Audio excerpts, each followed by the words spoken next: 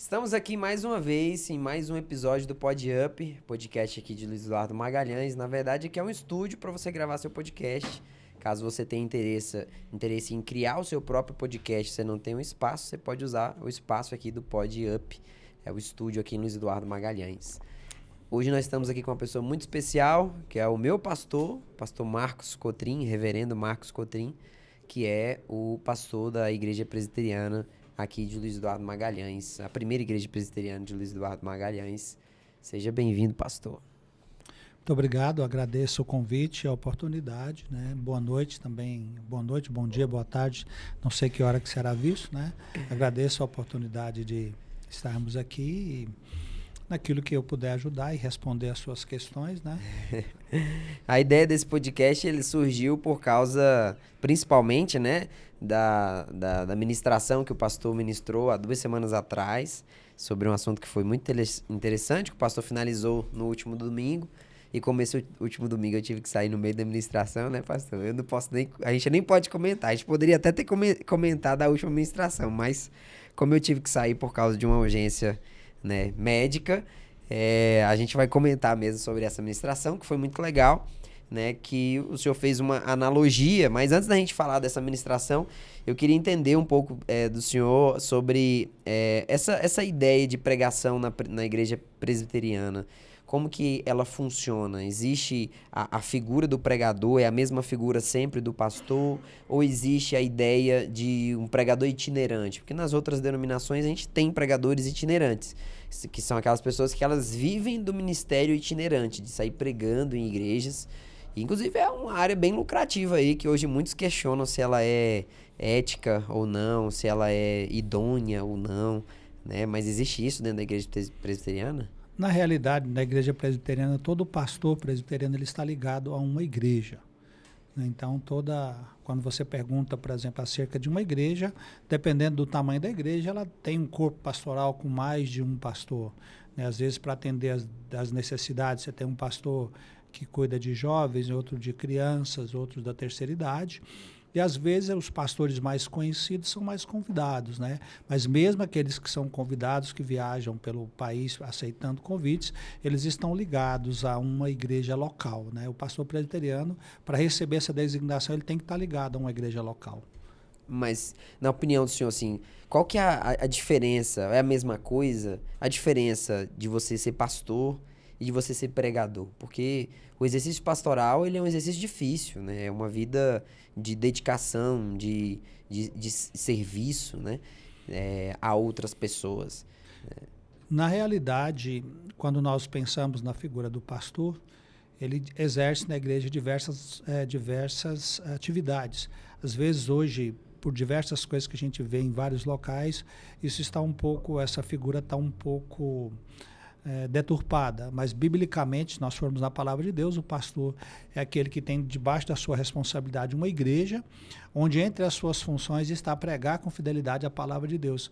Mas além disso, ele tem que acompanhar as pessoas que ele pastoreia, ele precisa conhecer as suas ovelhas, ele precisa se aproximar das suas ovelhas, né? Ele precisa saber quem são as pessoas que ele está pastoreando, quais são as suas necessidades, as suas enfermidades. Então, o trabalho pastoral ele é um trabalho bastante exigente, porque nós temos um padrão, o padrão é Jesus Cristo, ele, na palavra de Deus, ele se apresenta como o bom pastor. Se ele é o bom pastor, nós todos estamos abaixo dele, né? Mas ele é o padrão e ele dá a vida pelas ovelhas. Então, nesse sentido, o pastor também tem que ser aquele que se preocupa, aquele que vai atrás das suas ovelhas, aquele que se doa por elas, né? E aquele que as alimenta. A pregação ela faz parte da alimentação. A igreja tem que receber um alimento sólido e esse alimento é através da palavra de Deus, né? Então, quando você tem aquela figura do pregador itinerante que está aqui, está ali, ele chega numa igreja, ele às vezes fala muito bem, ele não conhece a realidade daquela igreja, ele não está no dia a dia ali daquela igreja para tirar os carrapichos, para tratar as ovelhas doentes, aquelas que estão quebradas. Ele vem, prega, faz ali o seu trabalho e vai embora. O trabalho da igreja é feito pelo pastor da igreja local, né? E no caso do senhor, quando foi que o senhor percebeu, ou o que foi que fez o senhor perceber que essa era a vocação do senhor? Quando foi de ser pastor? Quando estava na faculdade de odontologia, tive a oportunidade de fazer um trabalho missionário com um projeto da Igreja Presbiteriana, e ali eu percebi o meu interesse por essa área. Quando eu terminei a faculdade de odontologia, à época o meu pastor me orientou, né, a ir para o consultório, trabalhar alguns anos, para, se realmente esse fosse o chamado, Deus haveria de fazer isso. Eu fui, trabalhei por 10 anos só como dentista, e depois de algum tempo Deus me chamou novamente, eu comecei a tomar conta de uma congregação, e de lá, a minha igreja, a Igreja Presbiteriana, me enviou ao seminário, foram 4 anos preparando, depois eu fui ordenado, e agora eu já estou com 25 anos de ministério pastoral, completa em dezembro agora desse ano, né? Então, eu tenho plena convicção do chamado que Deus me fez, porque eu não estava atrás de alguma coisa para fazer. Eu já era dentista, tinha uma carreira sólida, 10 anos, já tinha meu nome e a reputação, e eu deixei esse trabalho e fui servir ao Senhor. De vez em quando você sente a pressão, mas em nenhum momento houve arrependimento pelo que eu tenho feito na minha vida. E nesses 25 anos, você falou? 25 anos. Nesses 25 anos, pastor, qual que foi o maior desafio assim, que o senhor teve como pastor? Qual que foi aquela que deixou a sua trajetória assim, marcada como desafio a ser enfrentado por ser pastor? Eu poderia dizer que o maior desafio foi na segunda igreja que eu enfrentei como pastor. Fui convidado para pastorear uma igreja no interior do Rio de Janeiro, prefiro não citar o nome da cidade. E quando eu cheguei, a realidade era bem diferente daquela que havia sido colocada. Era uma igreja que no passado tinha sido uma grande igreja, eles tinham uma escola, aquela escola quebrou, trouxe muitos danos à igreja, um pastor anterior causou uma divisão na igreja. Quando eu cheguei àquela igreja que tinha um templo muito bonito, estava completamente esvaziada, os membros idosos. E na mesma semana que eu cheguei, nós recebemos uma intimação do INSS. Por causa da escola, aquela igreja estava devendo, na época, e isso já tem bastante tempo, tem 23 anos já essa história, estava devendo R$200 mil ao INSS. Era um valor impossível de ser pago. E ali eu orava e falava, Senhor, o Senhor me trouxe para cá, o Senhor me tirou do meu consultório para passar por isso. Mas ali naquele lugar eu ouvi Deus falando comigo, eu ouvi Deus conduzindo a minha vida. Eu vi coisas que a gente não tem como dizer a não ser dizer que são milagres de Deus. Nós fizemos um escalonamento, quando a gente foi ver não eram apenas aquelas dívidas, a escola deixou dívidas trabalhistas, era muita coisa sobre a igreja. E eu vi milagres acontecendo rapidamente para contar. Eu me lembro de uma determinada semana que nós tínhamos que pagar cerca de R$30 mil. No domingo, a arrecadação da igreja não chegou nem perto disso. E eu estava um tanto quanto aflito. E na terça-feira, a minha secretária, percebendo a minha aflição, ela falou, pastor, eu sei que o senhor é o pastor, mas eu queria dizer uma coisa para o senhor. A Bíblia fala que basta ao dia o seu próprio mal. Vamos viver um dia de cada vez. Né? Eu aceitei aquela palavra como palavra vinda de Deus. Quando foi sexta-feira, por volta de 11 horas, eu estava fechando o gabinete pastoral para ir embora, toco o telefone, era uma pessoa que havia sido membro da Igreja Presbiteriana, que estava se aposentando na Petrobras, lá no Rio de Janeiro, e ela disse que sentiu Deus. Isso é meu Sônia. Ela disse que sentiu Deus, dizendo a ela que deveria ajudar a Igreja Presbiteriana. E ela fez uma doação. Essa doação quitou toda aquela dívida daquela semana. Não sobrou um centavo, mas também não passou. Eu lembro que ela fez a transferência, eu preenchi o cheque, na época não tinha Pix, essas coisas, e tive que ir correndo ao banco para pagar. Então, quando eu olhava para aquele valor, eu olhava para aquela situação, e ao mesmo tempo que eu me envergonhava da minha falta de fé, eu agradecia a Deus por que Ele fez. E isso eu vivi várias vezes. Ali naquela igreja foram anos muito intensos, e ao final de um período de 2 anos, a dívida foi equacionada, tudo foi pago, o nome da igreja foi limpo e a reputação do Reino de Deus foi mantida. Mas foi um período de muita dificuldade. E todos os dias eu era desafiado a viver o que eu pregava. Literalmente, viver pela fé. Então, eu não sei quem vai ouvir, às vezes as pessoas não acreditam em milagres. Eu vivi vários. como esse foram várias vezes, assim, na última hora, no último instante. Não sobrava, mas também não faltava. E tudo que precisava foi pago. Então, isso marcou muito a minha vida em termos de aprender que o ministério pastoral ele é feito na dependência de Deus. Deus me chamou para cuidar da igreja dele, para cuidar das ovelhas dele, e eu tenho que ser fiel a ele. E isso me ensinou a depender e a ser fiel àquilo que Deus espera de mim. E esses momentos difíceis que o Senhor coloca a gente, eles marcam mesmo, principalmente porque mostram tanto que a nossa fé é pequena às vezes e o tanto que o Senhor está presente. Mas e o outro lado? Qual que é a maior alegria, assim, de ser pastor? O que traz mais contentamento, assim, durante essa trajetória? Eu imagino que você viu muitas famílias surgindo e deixando de existir, pessoas nascendo, pessoas morrendo. E ao longo desse tempo, né, formando, ajudando no crescimento espiritual de muita gente, qual que é a maior alegria de ser pastor? Qual que é o maior contentamento de ser pastor? Na realidade, eu poderia citar várias coisas, mas particularmente a maior alegria que eu sinto na minha vida é aquele momento em que eu posso subir no púlpito e pregar a palavra de Deus. A minha vida ela é vivida em função do reino de Deus. E no domingo, para mim, é o ponto alto. Aquele momento em que, junto com a igreja, eu tenho a oportunidade de abrir a Bíblia, ler a Bíblia e explicar a Bíblia para a minha igreja. Todos os domingos, quando eu termino, que eu fecho a Bíblia, que eu termino de pregar, eu agradeço a Deus o imenso privilégio de poder ser um pregador da palavra de Deus, porque digno eu não sou. E Deus tem me abençoado, porque através desses momentos eu tenho notado vidas sendo transformadas. Eu poderia citar vários exemplos, mas um dos exemplos que mais me alegra o coração quando eu penso em termos da pregação foi vivido na pandemia. Da noite para o dia, a igreja se viu fechada. Eu não gosto de fotografia, eu não gosto de vídeos. Tem um período da minha vida que a coisa mais difícil é você ver uma foto minha, né? E veio a pandemia, da noite para o dia, nós começamos a transmitir culto pelo Facebook. Na época não era nem Instagram, eu não tinha nem ideia, nem YouTube, era literalmente no Facebook.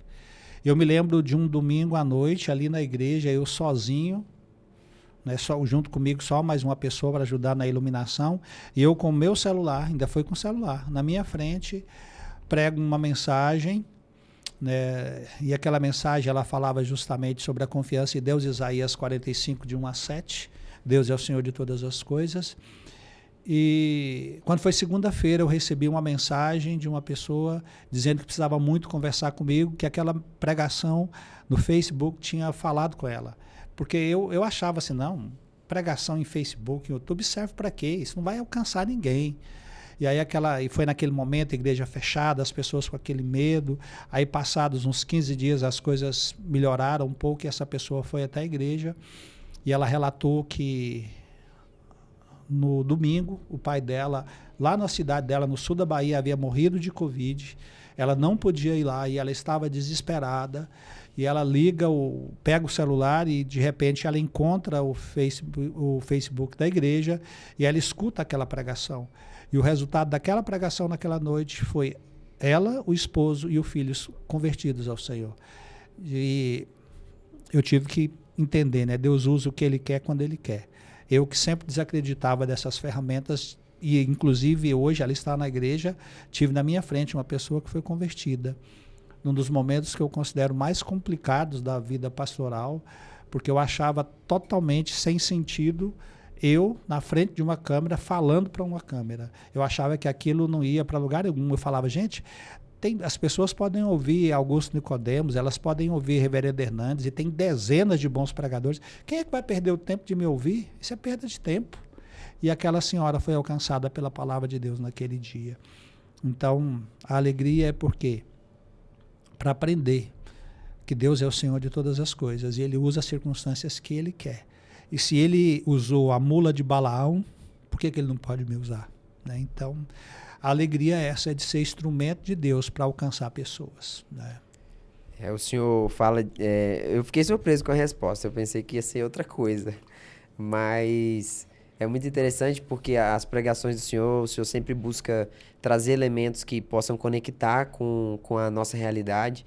E nessa pregação que a gente está disposto a comentar, o senhor fez uma analogia que foi muito pertinente, que é justamente comparar o pecado no nosso coração como um vírus em um computador, que muitas das vezes é difícil de identificar, é difícil de escanear e, dependendo do vírus, difícil de eliminar, né? Se você não tiver a ferramenta ou o antivírus adequado.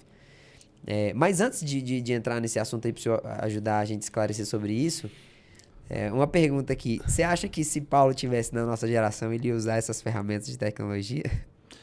Na realidade, quando nós observamos o apóstolo Paulo, em que se pese a sua grande cultura, um homem que falava 5 idiomas, criado aos pés dos mestres judaicos, versado em toda filosofia e também conhecedor dos filósofos, os gregos e tudo mais. E quando nós percebemos em cada lugar que Paulo ia, ele usava as ferramentas que ele encontrava. Ele mesmo diz, me fiz fraco com os fracos para ganhar os fracos e me fiz forte com os fortes para ganhar os fortes.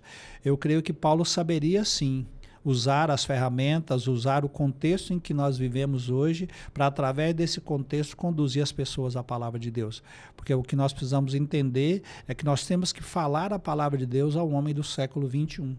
A um homem que está com o celular na mão o tempo todo, que está com o computador, que está conectado, a uma pessoa às vezes um tanto quanto viciada em dopamina, correndo rios, observando vídeos o tempo todo, e você tem o desafio às vezes de ter esse cara na sua frente no domingo à noite e pregar para essa pessoa às vezes meia hora, 40 minutos, e essa pregação usada por Deus tem que falar ao seu coração. Eu acredito que sim.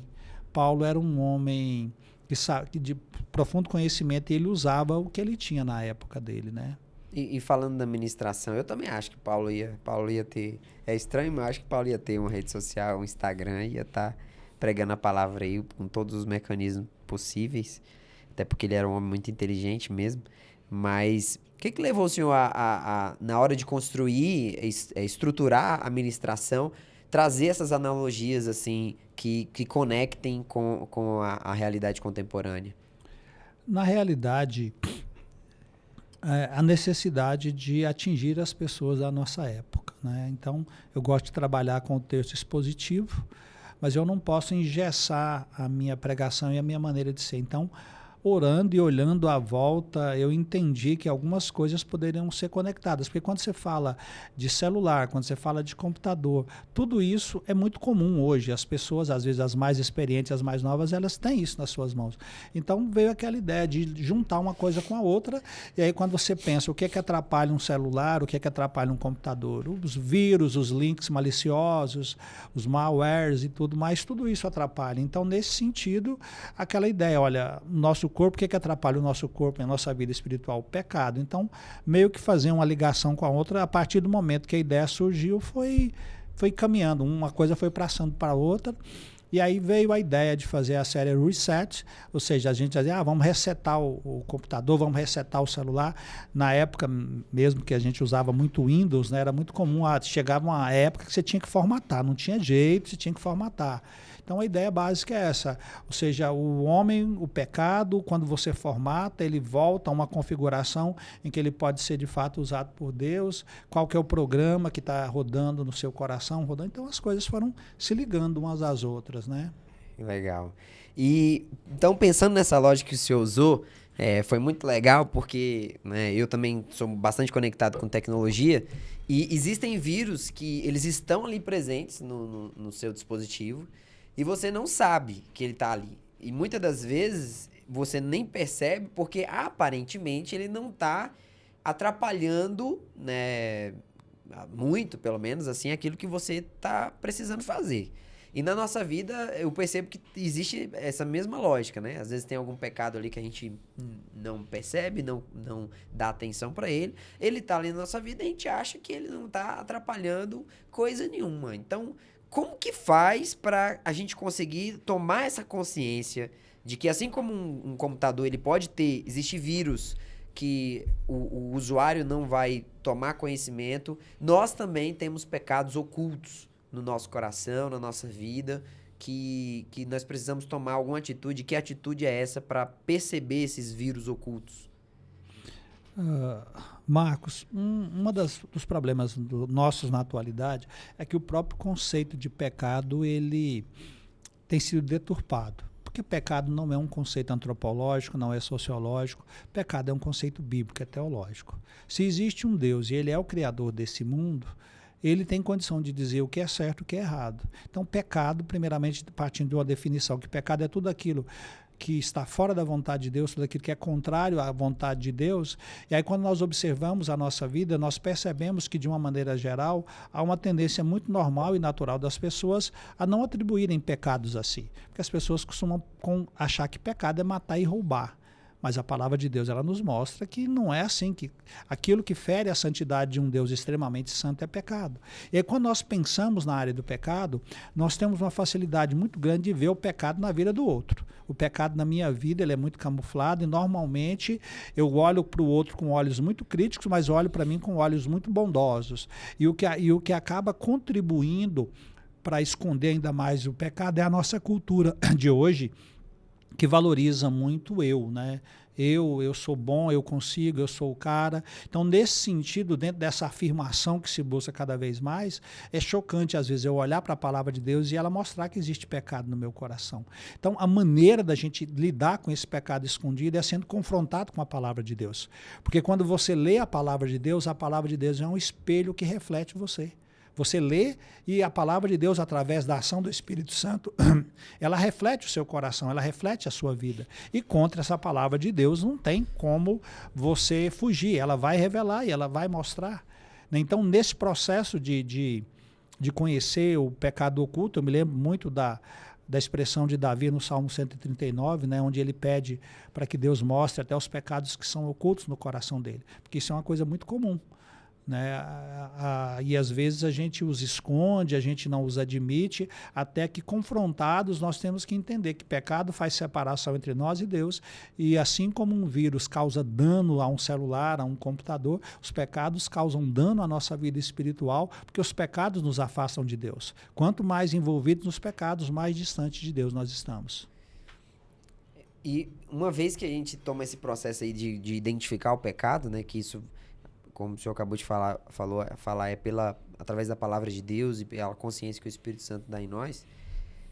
Num computador, quando você quer identificar um vírus, você coloca um antivírus para ele escanear o seu computador. Ele escaneia o seu computador e aí às vezes demora ali um tempo e aí ele te dá lá o nome do vírus. Ele te dá lá o local do vírus, a pasta que o vírus está. Né? E dependendo do antivírus, ele te dá até o que aquele vírus está atrapalhando no seu sistema. E às vezes na nossa vida a gente tem dificuldade de identificar o vírus, de dar nome ao pecado. Né? É o que eu falo, a gente às vezes, para pedir, a gente pede no varejo, Senhor, eu preciso disso, preciso disso, mas na hora de pedir perdão, a gente pede no atacado, né? Senhor, perdoa todos os meus pecados, em nome de Jesus. Você acha que, biblicamente, existe relevância de nós identificarmos nominalmente o nosso pecado para que ele possa ser eliminado, para que o Senhor possa eliminar ele do nosso coração? O que acontece é importante, é interessante essa expressão e ela é muito verdadeira, né? A gente peca dia a dia e quando vai confessar junta tudo e coloca, perdoa os meus pecados. Uma coisa, Deus ele é onisciente, ele conhece tudo, ele conhece o nosso pecado, ele conhece a nossa ação e também a nossa intenção. Então, nesse sentido, quando a gente confessa o pecado, eu não estou informando a Deus do meu pecado. Eu não estou chegando, Senhor, eu estou aqui para dizer para o Senhor que não. Ele sabe Na realidade, dentro desse processo da cura do pecado, quando eu confesso o meu pecado a Deus, eu estou dizendo, Senhor, eu entendo que isso aqui é pecado. Então, confessar é dizer a mesma coisa que Deus diz. Por exemplo, um exemplo simples, a palavra de Deus diz que mentira é pecado. Então, quando eu chego diante de Deus e peço perdão pela mentira que eu contei, eu estou admitindo, Senhor, eu entendo, o Senhor diz que a mentira é pecado e de fato eu pequei mentindo. Porque quando eu não admito, quando eu não nomeio o meu pecado diante de Deus e confesso no atacado, eu não estou tratando de cada um deles. Porque existem pecados que têm consequências muito sérias na nossa vida e dos quais nós precisamos nos livrar dele. Eu sempre tive um problema muito grande com a ira. O dia que eu descobri que eu justificava, eu costumava dizer, não, eu fiquei irado, a pessoa que me fez ficar irado foi o fulano.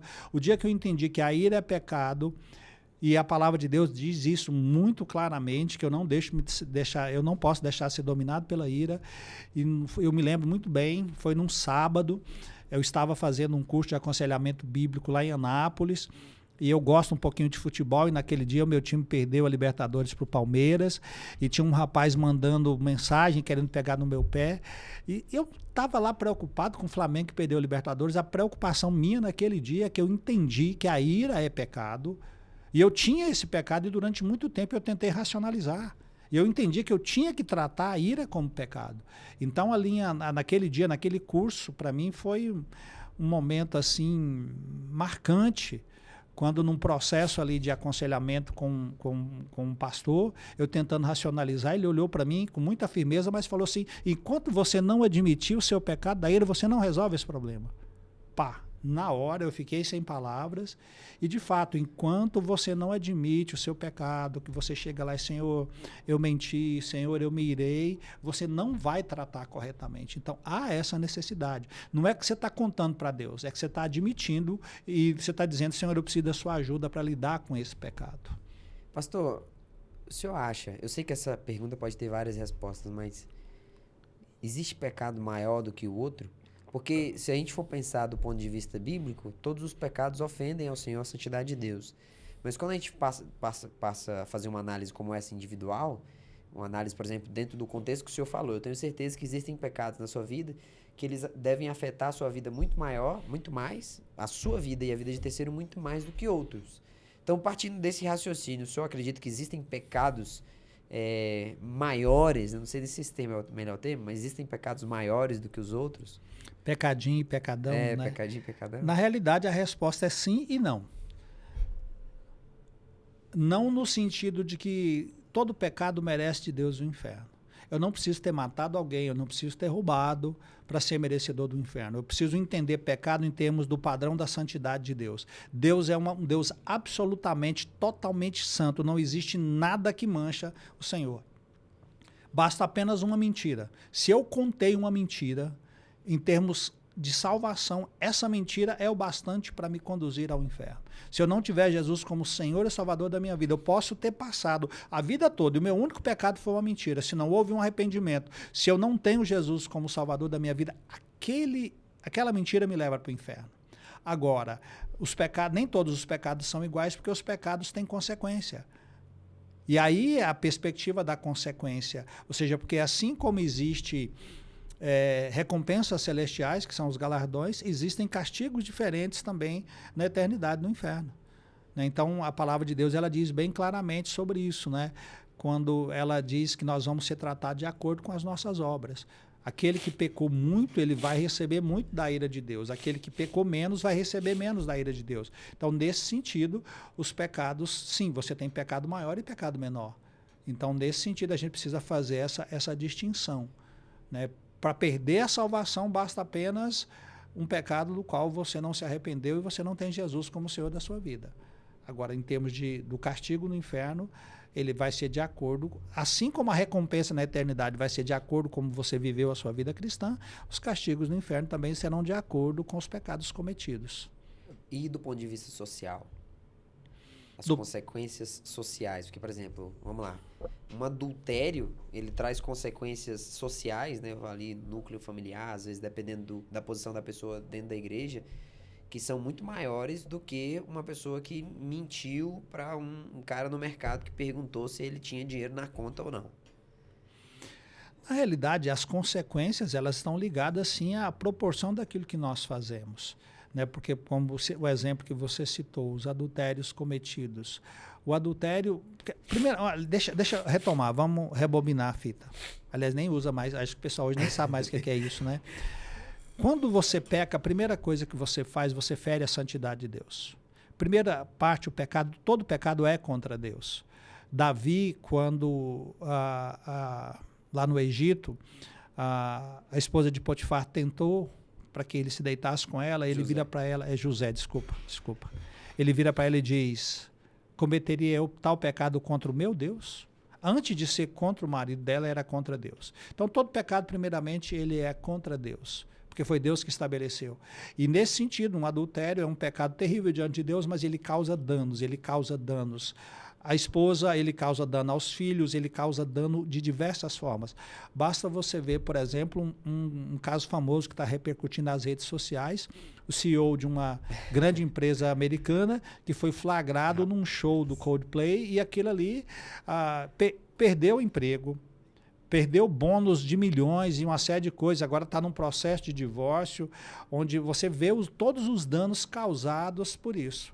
E tem a perspectiva de que o meu pecado, ele quebra a minha comunhão com Deus. Quando Davi adultera com Batseba, na sua oração de arrependimento, ele diz ao Senhor, Senhor, restitui-me a alegria da salvação. Porque ainda que ele não tenha perdido a sua salvação, ele perdeu a alegria da salvação, ele perdeu a alegria de estar diante de Deus, e o pecado, ele causa isso. Então, nossos pecados, eles têm consequências sociais, têm consequências nas pessoas que estão à nossa volta. Quando você pensa, por exemplo, no pecado que eu tenho que vigiar a vida toda, que é a questão da ira. Às vezes, irado, eu atingi pessoas à minha volta, eu atingi pessoas próximas de mim, pessoas que foram frutos da minha ira, foram magoadas e machucadas com reatitudes e ações que eu tive. Então, ele tem consequências, né? O pecado, além de atingir e deixar você mal, porque quando você peca e você tem consciência da santidade de Deus, o pecado te deixa mal. Né? Esses dias mesmo aí, na quarta-feira, no estudo bíblico, foi-me feita uma pergunta, e aquela pergunta, ela, de certa maneira, ela me acendeu uma certa ira, e eu falei com uma pessoa de uma maneira que eu não quis. Pra você ter ideia de uma coisa, aquilo ali me deixou mal pelo resto da noite. Por quê? Porque eu tenho consciência que eu não posso deixar a ira me dominar. Eu não posso responder de acordo com o pecador que está dentro de mim, né? Então, o pecado, ele tem consequências. Pastor, é muito difícil, né? Porque às vezes a gente não chora pelos nossos pecados.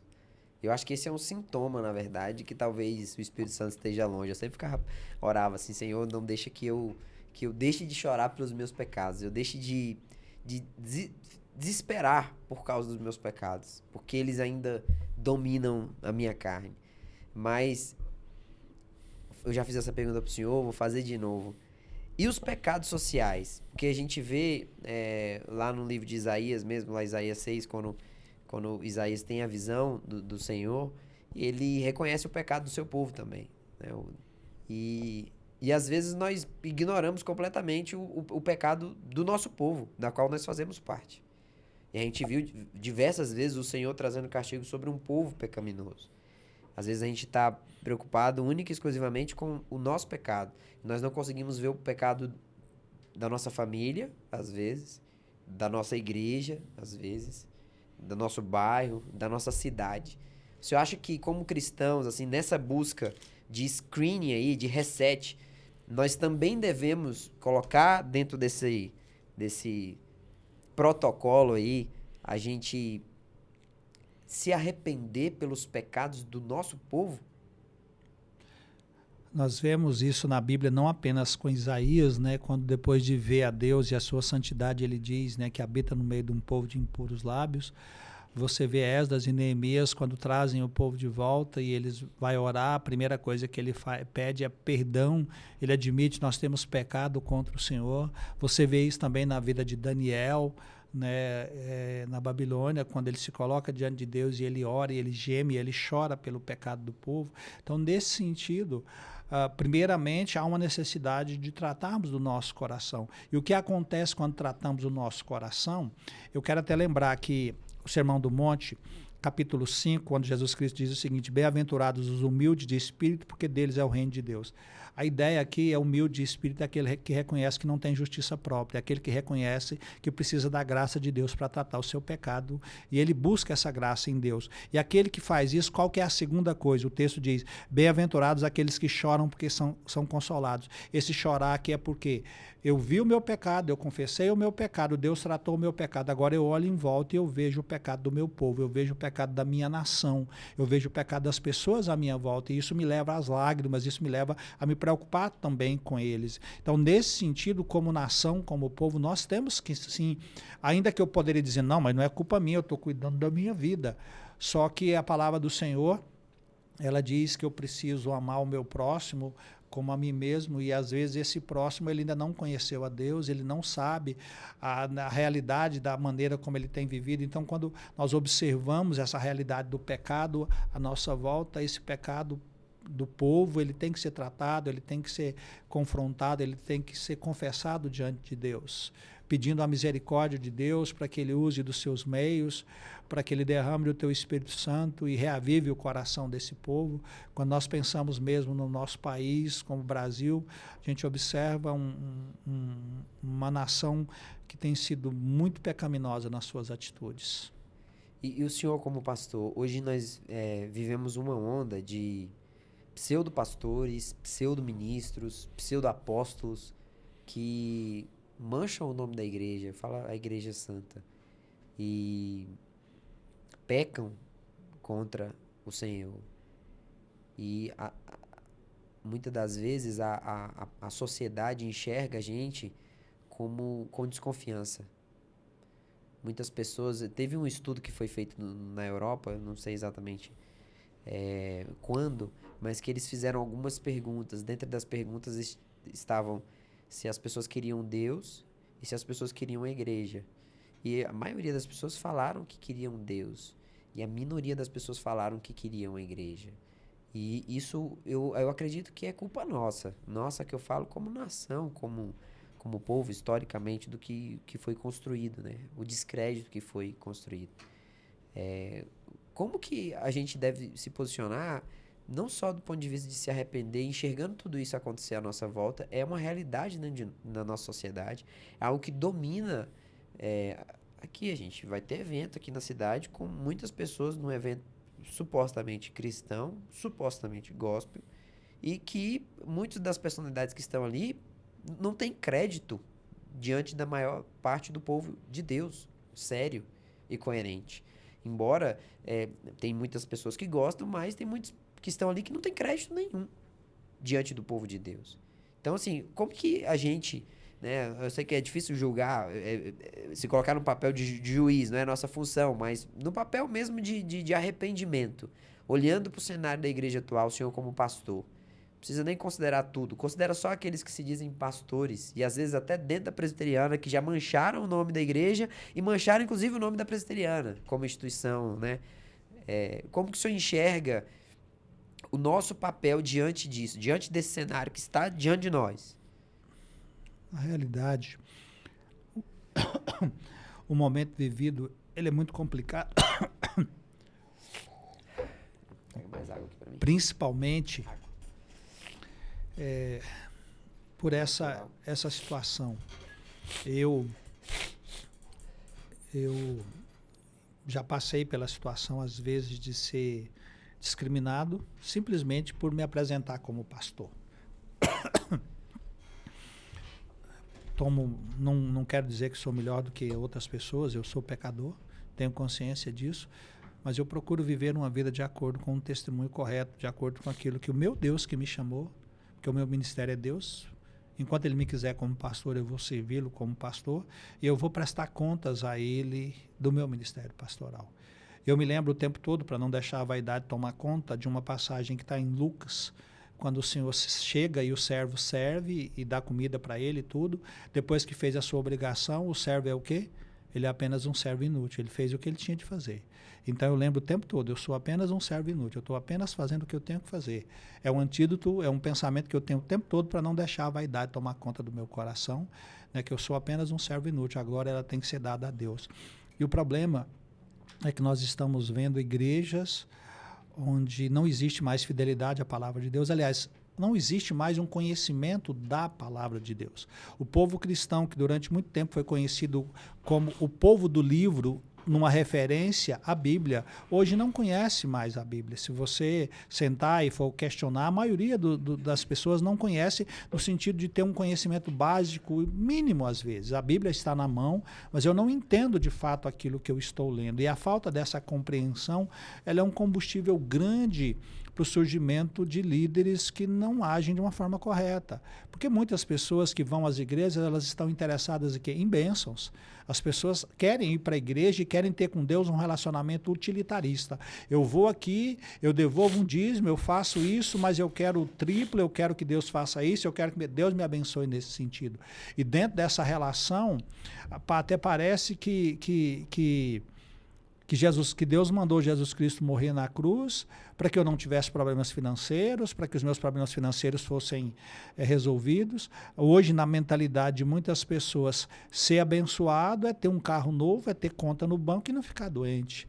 Enquanto que, biblicamente, nunca foi assim. Porque se esse for o critério de bênção, Paulo era um homem miserável, porque apanhar como ele apanhou, ter enfermidades e doenças e situações como ele passou, ser abandonado e sofrer como ele sofreu. Então, ele era em relação a amaldiçoado. Essa teologia da prosperidade hoje. Então, esse é um grande problema. Então, e às vezes as pessoas elas não percebem, nós temos que ter um discernimento. Nem tudo o que se diz em nome de Cristo realmente é cristão. Em nem todo lugar onde se usa o nome de Deus, de fato, aquilo ali é alguma coisa abençoada por Deus. A fonte é sempre a palavra de Deus. Né? Como reformados, nós costumamos repetir que a Bíblia é a única regra de fé e prática. Eu tenho que fazer aquele sentido, eu olho para aquela situação, ela está condizente com a palavra de Deus, é isso que a palavra de Deus está dizendo? Se ela estiver fora da palavra de Deus, o apóstolo Paulo disse isso. Se eu ou mesmo um anjo vier aqui pregar um evangelho que vá além desse, que ele seja maldito, que ele seja anátema, não aceitem, porque o evangelho é esse. Então nós temos às vezes um falso evangelho com falsos pregadores que agrada o coração de cristãos falsos, porque as pessoas querem isso. A igreja, ela saiu do contexto de uma relação sobrenatural com Deus para um contexto de diversão. Basta você observar a arquitetura das igrejas. Durante um período muito grande, como que era a arquitetura? As igrejas construídas com aqueles vitrais, aquelas coisas bonitas, você entra dentro daquelas igrejas, você tem um ar de sobriedade. A ideia de quem construiu aquilo ali era você entender que você estava entrando diante de um Deus que é transcendente. Você entrava ali, de certa forma, de coração quebrantado. Aí a igreja hoje, ela parece um shopping. Ela está cheia de jogo de luz, a parede foi pintada de preto, nós temos uma estrutura arquitetônica que mais parece, às vezes, um shopping center. Aí a igreja tem ali uma praça de alimentação, a igreja tem ali um local de diversão. Então, nesse sentido, anteriormente, as pessoas iam à igreja para adorar, para ter um contato com o transcendente. Hoje elas vão para a igreja para se divertir. E com isso as igrejas fazem o quê? Investem pesado, a música é muito boa, de altíssima qualidade, aqueles telões de LED o tempo todo. Aquilo ali é para o quê? Aquilo ali é para criar sensações. Então a pessoa vai, ela se envolve com aquelas sensações, e aí quando ela sai dali, ela sai achando que aquele momento foi ótimo, foi abençoador. Mas se você parar e perguntar e falar assim, qual foi o texto bíblico que foi pregado? A maioria das pessoas não sabe, porque diversas práticas para atuar no campo da sensação foram feitas, mas a palavra não foi lida, não foi pregada. Porque culto é o quê? Culto é o povo de Deus unido, pecadores unidos diante de Deus, adorando a Deus. O culto ele tem uma dimensão horizontal, ele tem uma dimensão vertical. Eu falo com Deus e eu falo também com os irmãos. E ali nós ouvimos a pregação da palavra, aquela palavra me alimenta, aquela palavra me edifica. Aí depois de ter adorado a Deus, de ter ouvido a palavra de Deus, eu saio da igreja e vou viver a minha vida como povo de Deus. E o que a gente entende e percebe hoje é que isso está um pouco longe de acontecer. Eu tomo bastante cuidado, às vezes, quando eu falo desse assunto, porque eu sei que às vezes as pessoas se melindram com facilidade, mas basta a gente dar uma olhada na palavra de Deus, a gente vai perceber os equívocos, os erros que estão por todos os lugares. Inclusive mesmo dentro da minha igreja, pastores que já causaram e que causam escândalo, porque uma coisa que tem faltado a muitos pastores é entender o seguinte: a igreja não é minha, a igreja é de Deus. E eu vou prestar contas a Ele daquilo que Ele me deu. E eu espero que quando o meu Senhor retornar, como servo fiel, eu possa mostrar para ele, entregar para ele a igreja que é dele. Porque se eu não fizer isso, a cobrança de Deus vai ser séria, porque a quem muito foi dado, muito será cobrado. E tem muitos líderes que acho que se esqueceram desse texto da palavra de Deus. Isso é muito sério mesmo. E parece que a gente está no caminho sem volta, né, pastor? Mas a Bíblia está se cumprindo aí. Pastor, e depois que a gente faz a identificação do vírus, que seria o pecado, como é que faz para eliminar esse vírus, pastor? A palavra de Deus, ela nos dá o caminho, o antivírus de Deus, né? Primeira carta de João, capítulo 1, versículo 9. Se confessarmos os nossos pecados, né? Ele vai perdoar os nossos pecados.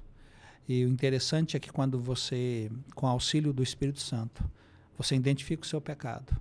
E você fala uma coisa interessante, as pessoas hoje, elas não se envergonham mais dos seus pecados, elas não se entristecem mais pelos seus pecados. Elas olham para si e querem racionalizar. Muitos dizem assim, eu fiz isso, mas quem não faz? Tanto que a gente já usa até alguns subterfúgios, né? A gente não fala pecado, a gente fala erro. E eu quero dizer uma coisa muito importante, quando você pecar, entenda e admita que você pecou. Chegue diante de Deus e confesse nominalmente o seu pecado, porque a palavra de Deus diz que quando nós confessamos os nossos pecados, Ele é fiel e justo, Ele vai perdoar os nossos pecados. Deus, Ele não vai dizer para você o seguinte, espera aqui um pouquinho, daqui a pouco, daqui 2 dias, não, Ele vai perdoar, havendo arrependimento. Então esse é o antivírus, e esse antivírus, eu diria que ele é o mais completo que tem, porque ele vai realmente eliminar aquele pecado, ele vai eliminar essa separação que existe entre nós e Deus, e a nossa comunhão com o Senhor vai ser restaurada. Amém. Amém. Que nós possamos, então, deixar o antivírus de Deus agir no nosso coração para eliminar os nossos pecados. E apenas assim, para a gente finalizar, né? Às vezes nós temos a ideia de que o antivírus vai deixar-nos ilesos de sermos invadidos novamente por um novo vírus, né? Se eu botei um antivírus no meu computador, não vai entrar mais vírus. E às vezes a gente acha isso, né? Não, eu tive uma experiência com Deus, estou arrependido, esse pecado que era aquilo que eu chamava mais atenção da minha vida, né? Da minha consciência, agora eu consegui abandonar. Como que deve ser a vida de diligência do cristão, mesmo após o abandono de um pecado que às vezes marcava muito? Às vezes o cara era um mentiroso, conseguiu deixar de ser. Às vezes um adúltero deixou de ser. Mas ele está ileso agora de cair? Não. Bom seria se ao nos salvar, Deus nos levasse imediatamente para a eternidade, onde nós teremos a santidade plena. Mas nós continuamos aqui nesse mundo depois da salvação. O que acontece é que nós temos que viver como pessoas salvas no mundo caído. E o pecado, ele está à nossa volta e nós temos que saber disso. Paulo, quando ele escreve aos Efésios, no capítulo 4, ele nos dá uma maneira muito prática de tratar o pecado. Essa maneira, eu diria que são 3 passos que nós deveríamos seguir diariamente. No capítulo 4, quando ele diz que no sentido de quanto ao trato passado vos despojeis do velho homem, que se corrompe segundo a concupiscência do engano, e vos renoveis no espírito do vosso entendimento e vos revistais do novo homem. Os 3 passos aqui são despojar, né, renovar e revestir. Basicamente é o quê? É todos os dias. A ideia aqui é você trabalhou, você chega em casa, você está cansado, você toma um banho, tira a roupa suja, veste uma roupa nova. Então, dentro da perspectiva da vida cristã, todos os dias eu confesso a Deus os meus pecados, eu admito diante de Deus os meus pecados, eu renovo o meu espírito e eu me revisto daquilo da ação de Deus. Então, é basicamente 3 passos. Eu tenho que dizer não para o pecado e sim para Deus todos os dias. Isso e aí a partir do versículo 25 do capítulo 4, Paulo vai dar exemplos bem claros, né? Então não basta apenas eu dizer não para o pecado, eu tenho que dizer sim para Deus. Eu tenho que me despir, eu tenho que me renovar e eu tenho que revestir. E isso é diariamente. Enquanto nós estivermos nesse mundo, nós vamos enfrentar pecados. Mas quanto mais próximos de Deus, mais perceberemos o pecado, mais confessaremos o pecado, nunca chegaremos a ter nessa terra uma vida de santidade absoluta. Mas quanto mais próximo de Deus, né, quanto mais vivendo pela ação constante do Espírito Santo, mais fácil será a nossa luta contra o pecado, mas sempre haverá essa luta. infelizmente, enquanto estivermos nesse mundo, nós vamos lutar contra os nossos pecados. Amém. Que Deus tenha misericórdia de nós, né? Pelo menos a nossa esperança é que Ele está junto com a gente nessa luta, né, pastor? Pastor, obrigado aí por ter participado desse podcast, né? São assuntos que o senhor ministrou, mas que aqui a gente consegue às vezes abordar e destrinchar um pouquinho mais. É sempre um prazer ouvir o senhor ministrando, o senhor falando. Eu tenho certeza que o senhor foi vocacionado por Deus para estar onde o senhor está, tanto no ministério pastoral, de cuidado, quanto no ministério da palavra, que o senhor exerce com excelência, né? E eu queria agradecer ao senhor, tanto por ser pastor da nossa igreja, quanto por ter vindo hoje aqui. Para mim é uma honra. Eu agradeço a gentileza do convite, agradeço a gentileza das palavras e elas me fazem lembrar o tempo todo, porque um dos problemas grandes, às vezes, com o pastor é o orgulho, né, a vaidade. Então eu tomo bastante cuidado com os elogios, não no sentido de desprezá-los, mas de relembrar o tempo todo que eu sou apenas um servo inútil que está fazendo o trabalho do seu Senhor. Então eu agradeço o convite, agradeço a oportunidade de estar aqui. Para mim é uma coisa nova. Eu me lembro que quando eu vi surgir podcast, eu dizia, isso é uma coisa que eu nunca vou fazer na minha vida, né? E de repente eu estou aqui. E aproveitando também o momento, você que esteve ouvindo, se por acaso você quiser ouvir a pregação fiel da Palavra de Deus, eu quero convidar você a estar conosco na Igreja Presbiteriana do Brasil, ali na Rua Rui Barbosa, número 306. E se eu puder falar também, eu também trabalho com aconselhamento pastoral, eu tenho ajudado pessoas que têm problemas no casamento, pessoas que têm enfrentado dificuldades com ansiedade, com depressão, com diversas coisas. E como servo de Deus, eu estou sempre à disposição daqueles que precisam daquilo que eu posso oferecer. Né? Aquilo que Deus me deu de graça também eu passo às outras pessoas. Muito obrigado, Marcos.